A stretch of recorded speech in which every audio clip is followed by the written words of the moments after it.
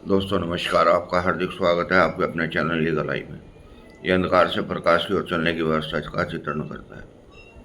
आज हम विचार करेंगे साइंस के एक छोटे से प्रयोग के बारे में और उससे हम मूल्यांकन करेंगे आध्यात्मिक का।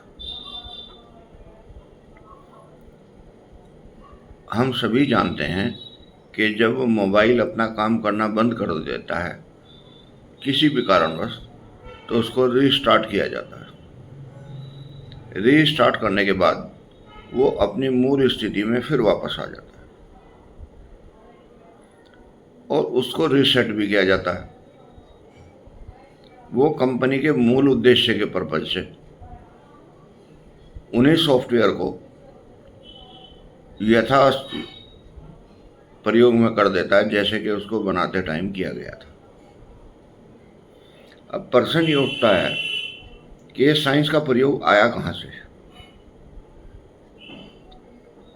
हमारे शास्त्रों में दो तरह की समाधि का वर्णन है, एक संप्रज्ञात समाधि, एक असंप्रज्ञात समाधि। यानी कि इसको सीधी भाषा में हम समझ सकते हैं, एक महात्माओं की समाधि, एक वैज्ञानिकों की समाधि। जब वैज्ञानिकों ने ये महसूस किया कि हमारे सॉफ्टवेयर में कुछ गड़बड़ आ गई है, तो उन्होंने आध्यात्मिक रूप से ये विचार किया कि इसका सॉल्यूशन क्या होना चाहिए। लेकिन इसका सॉल्यूशन तो पहले से ही हमारे ऋषि मुनियों ने दे रखा था, लेकिन हम अज्ञानतावश भूले बैठे थे। उसका नाम था योग निद्रा।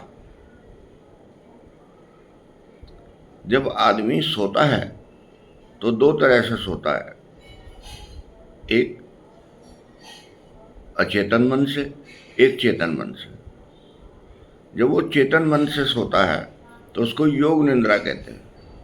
योग निद्रा में सारे सॉफ्टवेयर शरीर के बंद हो जाते हैं और वो उसको उस स्थिति में ला देता है जो उसकी मूल स्थिति है। मूल स्थिति में आने के बाद उसकी एफिशिएंसी इमीडिएट इम्प्रूव हो जाती है और उसकी एफिशिएंसी बढ़ जाती है। नींद भी एक उसका छोटा रूपांतरण है।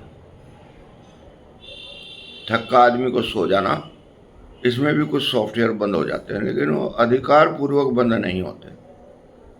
वो ऐसे ही रहते हैं जैसे मोबाइल को आपने यूज ही नहीं किया और अपने से बाहर रख दिया।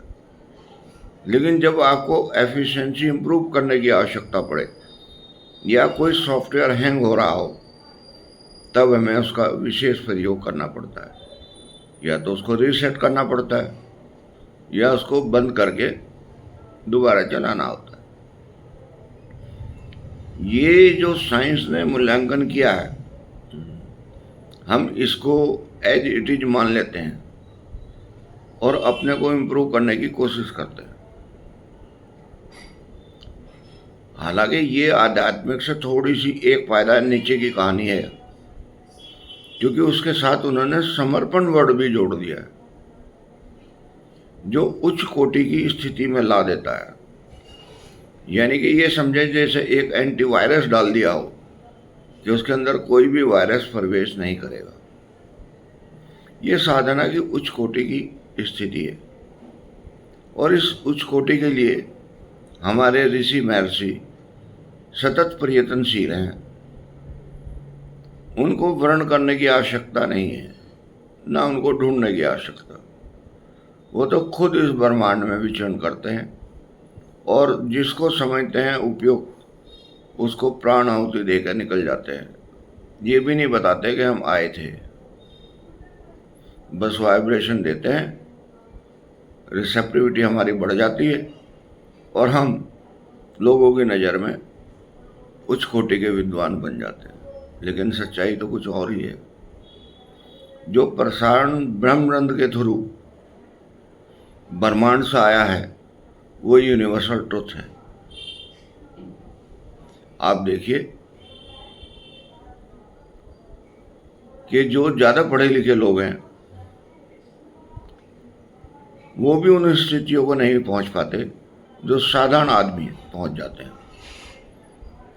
आज किसी भी लाइन में ले लें आप, सबके दिमाग में एक ही स्थिति है कि मैं पैसा कितना कमाऊं। ये नहीं समझते कि इसका उपयोग क्या होगा और कितनी इसकी आवश्यकता है। सुबह से शाम तक पैसे के लिए दौड़ रहे हैं और फिर मन को समझाने के लिए या शांत करने के लिए तामसिक पदार्थ ले रहे हैं। ये सृष्टि का विनाश का, पतन का एक कारण है।